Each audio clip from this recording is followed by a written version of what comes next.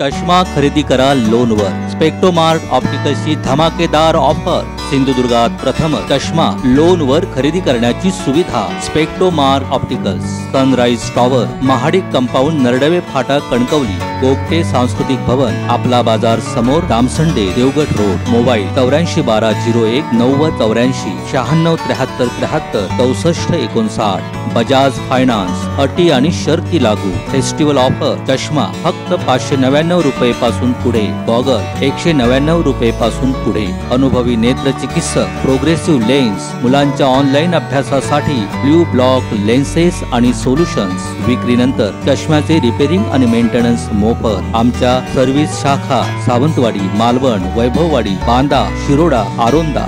आज सकाळी संजय राजाराम राऊतनी हे नामर्दांचं सरकार आहे असं आमच्या सरकारवर टीका केली। आता मर्दानगीची सर्टिफिकेट कोण देत आहे? की जो डॉक्टर स्वप्ना पाटकर नावाच्या व्यक्तीवर, त्या घरावर वारंवार हल्ले करतायत, दगडी मारतायत, दारूच्या बॉटल मारतायत आणि नामर्दासारखं त्या धमकीच्या पत्रावर साधा एक स्वतःचं नाव पण लिहित नाही, ते दुसऱ्यांना नामर्द बोलवत आहेत। अब्दुल सत्तारजीने सुप्रियाताईंना अपशब्द वापरला तर मग अब्दुल सत्तारांना वेगळा न्याय का? तर मग तू तर त्या डॉक्टर महिलेला काय काय अपशब्द वापरलेला आहेस, किती शिव्या घातलेल्या आहेस, त्या गोष्टी चालतात का? मग त्या तुझ्या मर्दानगीच्या चौकटी बसतात काय? 11 डिसेंबर 2019 महाविकास आघाडीचं सरकार आल्यानंतर एक घटना मुंबईमध्ये झाली। तिथे ह्याच्याच लोकांनी एका महिलेच्या गाडीवर फायरिंग केली। मग संजय राजाराम राऊतनी सांगावं की त्याला त्याच्या आणि त्या घटनेशी काय लेणं देणं नाही। आणि कालपासून मी पाहतोय फार दत्ता दळवींवर प्रेम येत आहे। हेच दत्ता दळवी स्वतःही त्यांनी माझ्याकडे काही महिन्या अगोदर मला भेटून माझ्या घरी भेटलेले जुहूच्या, काय का हल्ली ते सिंधुदुर्गामध्ये स्थायिक व्हायला बघत होते, तिथे शेती करत होते, तिथे बैलगाड्यांच्या झुंजाच्या संदर्भात मला भेटायला आलेले। आणि तेव्हा ह्याच दत्ता दळवींनी मला सांगितलेलं की ह्याच राजाराम राऊताच्या दोन्ही मुलांमुळे ईशान्य मुंबईमध्ये शिवसेना संपत चाललेली आहे। शिवसेनेतून असंख्य लोक दुसऱ्या पक्षामध्ये चालले आहेत। आणि याच दत्ता दळवीजींनी भाजपमध्ये येण्याची इच्छा व्यक्त केलेली याच दोन राजाराम राऊतांच्या मुलांमुळे, नालायक मुलांमुळे, कपालकरांच्या मुलांमुळे। आणि 2 दिवसापासून फार त्या दत्ता दळवींवर प्रेम उफळत चाललेलं आहे। मग ते दत्ता दळवी जेव्हा तुमच्या पक्षामध्ये होते त्यांना त्रास देण्याचं काम का केलं? आणि काल जी त्यांची गाडी फोडली, ह्याचं म्हणणं होतं की गाडी फोडणाऱ्यांनी तिथे उभं राहावं। कसे उभं राहणार? कारण का त्यांना तसे इन्स्ट्रक्शनच दिले नव्हते। गाडी फोडणारे नेमकं कोणाची होते?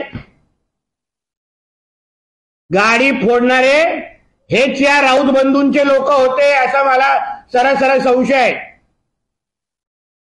ह्यांचा जो राग दत्ता दळवींवर पहिल्यापासून होता, तो राग काढण्यासाठी हे सगळे प्रकार सुरू आहेत। गाडी फोडण्याचा प्रकार आणि गाडी फुटल्यानंतर पळून जाणारा कधीच बाळासाहेबांचे सैनिक नाही, पण आतापर्यंत गाडी फोडून पळून जाण्याचे जे काही प्रकार सुरू आहेत, मग त्या डॉक्टर स्वप्ना पाटकरच्या घरावर असेल, कोणाच्या गाड्यांवर फायरिंग असेल, आणि आता ह्या काही महिन्या अगोदर तुम्ही ऐकलं असेल त्यांचा तो कोण उमेश शिंदे कोण नावाचा कोण कार्यकर्ता होता, यांनी धमकी द्यायला लावली, यांच्यात प्रोटेक्शन वाढवायला लावले. ही सगळी जी ही नौटंकी आहे ना, ही या राजाराम राऊताची, या दोन्ही कार्ट्यांचीच आहे.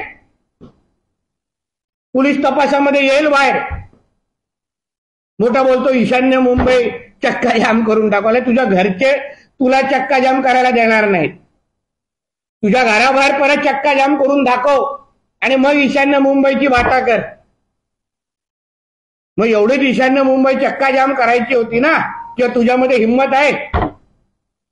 मग सांग संजय राजाराम राऊतला उभं राहायला का पळ काढला तिकडून?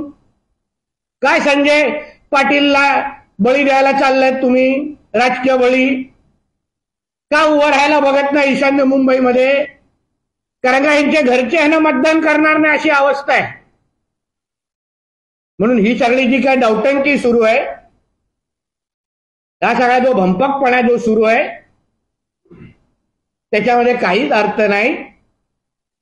नामर्द कोण आहेत हे अगर कधी बघायचं असेल तर संजय राजाराम राऊतला बघितल्यानंतर नामर्द कोण असतो, कसा दिसतो, कसा जॅकेट घालून बसतो, याचं उत्तम उदाहरण तुम्हाला दिसेल. धन्यवाद. मुख्यमंत्री आणि उपमुख्यमंत्र्यांचा सुलतान म्हणून उल्लेख केलाय का? सुलतान म्हणून उल्लेख केलाय आणि प्रचारात व्यस्त होते असं. मुख्य सुलतान आणि डेप्युटी सुलतान हे आता परराज्यामध्ये जाऊन प्रचार करतायत. खोके घेऊन जाणं हे त्यांचं. अरे जो स्वतः मुल्ला झालेला आहे, ज्याचा धर्मांतर झालेला आहे, त्या लोकांना लोक सुलतानच वाटणार. त्याला दाढी कुरवळण्याशिवाय दुसरी कुठली नावं येणारच नाही. आणि आमचे मुख्यमंत्री, आमचे उपमुख्यमंत्री प्रचाराला गेले म्हणून एवढ्या मिरच्या झोमतायत. अरे महाराष्ट्रामध्ये कोविडच्या नावाने, कोविडच्या निमित्ताने जेव्हा एवढे बळी जात होते, तेव्हा तुझा मालक त्या गळ्याचा पट्टा बांधून नाटक करत होता घरी बसून. तो खरंच आजार होता का ते सगळं नाटक होतं? ते आता कधीतरी बाहेर काढण्याची वेळ आलेली आहे, ज्याचा उल्लेख सुनील तटकरे साहेबांनी पण केलाय. की तो राजकीय आजार होता, खरंच त्यांच्या मानेचं काय एवढं गंभीर होता? कारण का वर्षा सोडत असताना, वर्षातून निघताना गळ्यावर पट्टा नव्हता, पण मातोश्रीवर पोचल्यावर गळ्याचा पट्टा आला. आणि सत्ता गेल्यावर कसे तुरतुर तुरतुर तुर चालायला लागलाय माणूस. म्हणजे हे सगळी नाटकं होती घरी बसण्याची. म्हणून दुसऱ्यांवर आरोप करण्याचा नैतिक अधिकार या उद्धव ठाकरे किंवा त्याच्या उभाटाच्या दुसऱ्या नेत्यांना आहे का? आणि उद्धव ठाकरे अगर खरंच एवढा आजार होता तर त्याचे मेडिकल रिपोर्ट दाखवावे, आम्हाला पण बघू किती गंभीर आजार होता, ते सगळं खोटारडेपणा होता. उद्धव ठाकरे यांच्यासोबत युती केलेले प्रकाश आंबेडकर यांनी आता परवाच्या दिवशीच एका सभेमध्ये टिपू सुलतानच्या प्रतिमेला हार घातलाय.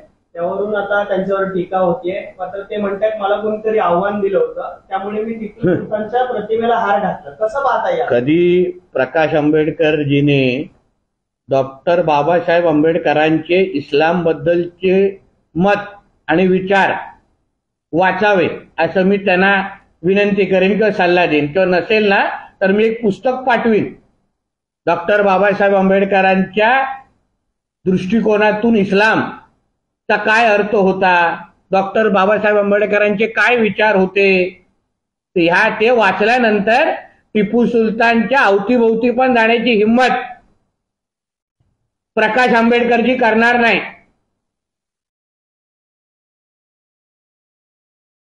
अजित पवार मुख्यमंत्री व्हावेत अशी कार्यकर्त्यांची इच्छा आहे असं सुनील तटकरे म्हणाले. त्यावर संजय राऊतांनी म्हटले की मुख्यमंत्री व्हावे आमची इच्छा आहे. तसंही 31 डिसेंबरनंतर जागा खाली होणार. संजय राऊतची उद्धव ठाकरे सोडून सगळ्यांनी मुख्यमंत्री बनण्याची इच्छा आहे, तर त्याचीच खाट टाकण्यासाठी तो तिथे बसलाय. आणि 31 डिसेंबरच्या ह्या अशा तारखा खूप ऐकल्या आहेत रे. कधी फेब्रुवारीला सरकार पडणार होतं, नंतर मे मध्ये आलं, नंतर अजून 3 महिने मिळाले सरकारला, आता 31 डिसेंबर. 31 डिसेंबर किंवा 1 तारखेची 2024 ते 1 तारखेची सकाळ संजय राजाराम राऊत आणि आदित्य ठाकरे त्यांच्या घरात बघत नाहीत. ते दिशा सालियांच्या आणि सुशांत सिंगच्या केसमध्ये ना आर्थर रोडच्या सकाळी त्यांना हॅपी न्यू इयर करायला लागेल आदित्य ठाकरेला. भुजबळ साहेब बांधावर जाऊन पाहणी नुकसानीची अवकाळी पावसामुळे, पण मराठा बांधवांनी त्यांना विरोध केलाय. नुकसान झालं तरी त्यावेळेस तुम्ही पाहणीसाठी येऊ नका असं विनंती केली. आता मी ती बातमी पाहिली नाही म्हणून मी बोलू नाही शकत. मी काय बघितली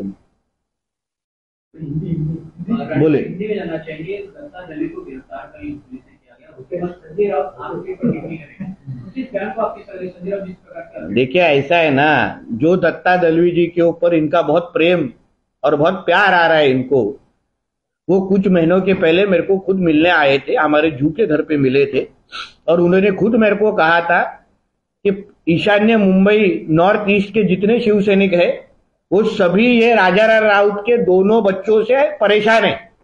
सब लोग को शिवसेना छोड़ना है क्योंकि ये दो, ये उसका आमदार भाई और ये सबको परेशान करके रखा है.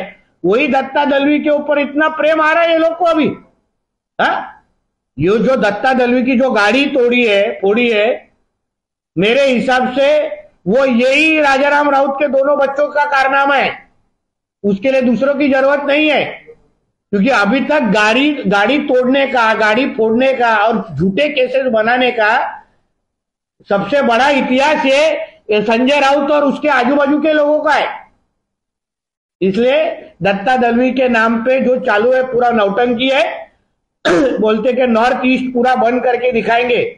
अरे उनके घर के बाहर का रोड पहले बंद करके बताए. नॉर्थ ईस्ट तो दूर की बात है. और संजय राउत को इतनी हिम्मत है ना नॉर्थ ईस्ट के बारे में, या उसके भाई को, उसको बोलो संजय पाटिल के जगह खुद खड़ा रहे नॉर्थ ईस्ट में खासदारकी के चुनाव के लिए. फिर हम लोग देखते हैं क्यों भाग गया उधर से. डर लग गया ना, फट गई इसलिए भाग गया है. पहले खासदारकी के लिए खड़ा रह के दिखाए, फिर हम उसको हिम्मत देखेंगे उसका क्या है. सरकार को नामर्द का है, नामर्द का. अरे बाबा, सबसे बड़ा नामर्द ये आज सुबह भांडुप में बैठ के जैकेट पहन के बैठा था, जो दूसरे महिलाओं के ऊपर उनको धमकाने के लिए, डराने के लिए वो डॉक्टर महिला के घर के ऊपर दारू की बोतल मारने बोलता है, उनको धमकी का पत्र भेजता है, झूठे केसेस बनाता है. उसने दूसरों को नामर्द बोलना नहीं चाहिए. उसमें इतनी मर्दानगी है ना, तो उसने बोल देना चाहिए कि वो डॉक्टर महिला को मैं ही धमकी दे रहा हूं, मैं उसके घर पे दारू की बोतल मारने को बोला. है क्या मर्दानगी? संजय राउत ने कहा है अजित पवार अगर सीएम बनते हैं तो बहुत बराबर है. आज उद्धव ठाकरे छोड़ के इनको सबको सीएम बनाना है, तो उनका ही बाजार उनको उठाना है ना. संजय राउत जिस प्रकार के महाराष्ट्र के सीएम केपी के दौरे पे नहीं, संजय राउत एक शब्द यूज करते सुल्तान जिक्र का नाम कर रहे सीएम और डीसीएम के. जिसका राजनीतिक लव जिहाद हो गया है ना, धर्मांतर हो गया है, उसको सुल्तान, मुल्ला, दाढ़ी यही सब समझेगा ना, क्योंकि वो हिंदू बचा ही नहीं है. इसलिए हमारे सीएम डीसीएम अगर बाहर राज्यों में जाके लोगों में अगर वोट मांगते रहेंगे, भारतीय जनता पार्टी के लिए मांगते रहेंगे, तो इनको मिर्ची क्यों लगती है? इनके सीएम जैसे घर पे बैठे रहते नहीं, झूठे गले पे पट्टा लगा के, कुत्ते का नहीं है वो मेडिकल पट्टा लगा के, ऐसे घर पे नहीं बैठते. आपने बात करेंगे कि महाराष्ट्र की मेडिकल कैबिनेट मीटिंग में एक बहुत बड़ा फैसला लिया गया, 500 करोड़ रुपया जो अल्पसंख्यक मुस्लिम समाज है उनको देने का. इसको लेकर संजय राउत कहते हैं कि जब चुनाव नजदीक आता है तो इस प्रकार का बजट जो है सरकार पेश करती है. सबका साथ सबका विकास, ये हमारे सरकार का ब्रीद वाक्य है. सबका विकास होना चाहिए. सिर्फ तुष्टीकरण के राजनीति को हम बढ़ावा देते नहीं है. जिसको जिसका हक है उतना हक उसको मिलना ही चाहिए, मगर हक से बाहर अगर कोई मांगने लगेगा तो उसका हमको विरोध है. उदाहरण मुस्लिम आरक्षण का हमको सीधा सीधा विरोध है. किसी को भी उसके धर्म के आधार पे आरक्षण नहीं मिल सकता और नहीं मिलेगा, ये सरकार है तब तक. इसलिए किसी ने भी उस तरीके, ये सारा स्कीम बीम ठीक है, मगर मुसलमान समाज ने आरक्षण और रिजर्वेशन की अपेक्षा ये महायुति के सरकार से नहीं करनी चाहिए. सर, बात करते प्रकाश अम्बेडकर की, हाल ही में 2 दिन पहले एक सभा में प्रकाश अम्बेडकर ने टीपू सुल्तान के तस्वीर की माला चढ़ाई है. टीपू प्रकाश अम्बेडकर जैन महाविकास आघाड़ी के हिस्सा बने। देखिए ऐसा है, इनको बिहार में फ्राइडे को दिन छुट्टी दी तो इनको महाविकास आघाड़ी के और लोग कुछ नहीं बोलते। सनातन धर्म को गाली दिया तो इन लोग को कुछ नहीं, इनकी मुंह पे चुप्पी आ जाती है। अभी टीपू सुल्तान को हार पहनाया तभी भी ये लोग को बोलने की इन लोगों की हिम्मत नहीं है, क्योंकि इनको हिंदुत्व और हिंदू धर्म और समाज से ज्यादा अभी इनको सत्ता प्यारी हो चुकी है। इसलिए इनका बार बार जो इनका राजनीतिक धर्मांतर हो चुका है। इसलिए आज जिस टीपू सुल्तान ने लाखों करोड़ों हिंदुओं को मार डाला, उसका जब भी कोई जय जयकार कर रहा है तभी उस प्रकाश अंबेडकर जी को रोकने का टोकने का इनमें हिम्मत नहीं है। और प्रकाश अंबेडकर जी ने अगर सही मायनों पे अगर डॉक्टर बाबा साहब अंबेडकर जी के विचार इस्लाम के ऊपर अगर पड़े रहते तो वो टीपू सुल्तान को कभी हार नहीं पहनाते। सर अगर उसकी बात करें, आदित्य ठाकरे का संजय राउत दोनों एक ही बयान कर रहे हैं कि आने वाले 31 दिसंबर के बाद सरकार 31 दिसंबर की रात और 1 जनवरी 2024 की सुबह ये दोनों तुमको आर्थरेट जोल में दिखेंगे। आदित्य ठाकरे और संजय राजाराम राउत, आदित्य उद्धव ठाकरे, ताकि कंफ्यूजन ना हो, आदित्य उद्धव ठाकरे और मिस आदित्य उद्धव ठाकरे और मिस्टर संजय राजाराम राउत। एक प्रश्न आहे, राधेश्याम मोपलवार यांनी पदाचा राजीनामा दिल्याचं कळतं आणि येत्या काळात राजकारणात मला काय म्हणजे याच्याबद्दल ते जास्त मत व्यक्त करू शकतात ना। ठीक आहे। ताज्या अपडेट्स आणि ताज्या बातम्यांसाठी आजच सबस्क्राईब करा आपला Sindhudurg digital news channel. Like करा, शेअर करा, कमेंट करा आणि महत्त्वाचं म्हणजे बेल आयकॉनला क्लिक करायला विसरू नका।